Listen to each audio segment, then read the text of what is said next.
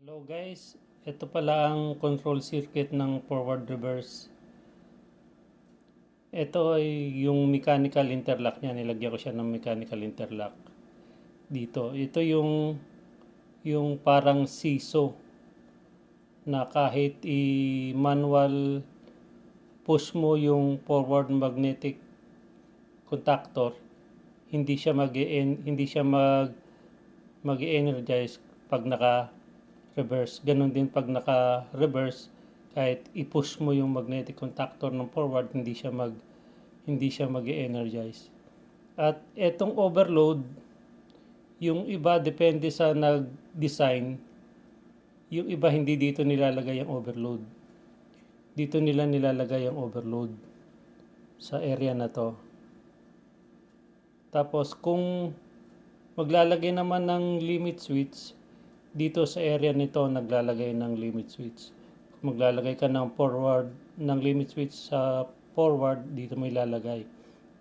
At kung mag-limit switch ng reverse, dito ilalagay. Tapos ganun pa rin ang standard operation ng forward reverse. Pag press mo tong forward push button, i-energize ang forward at magko-close itong auxiliary contact na to para pag ni-release mo itong push button, naka-energize pa rin ng forward.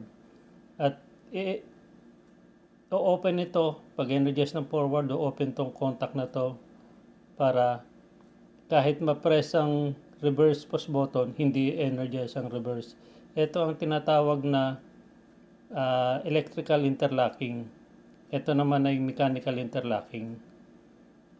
Tapos ito naman mga indication light nila, nakaparallel lang sa contactor. Pag energize ng forward contactor, energize ang forward run indication. Ganon din sa reverse.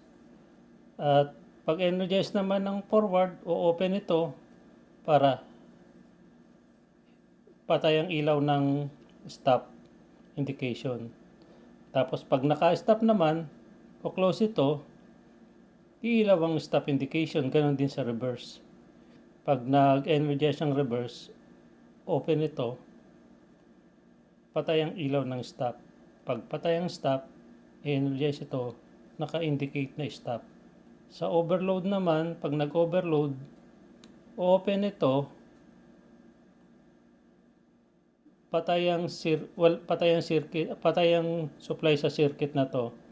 Tapos energize naman tong contact na to ng overload, iilaw naman ito dahil complete circuit siya. Iilaw naman tong trip na to. Yun lang, sana naintindihan nyo at may natutunan din kayo. Thank you.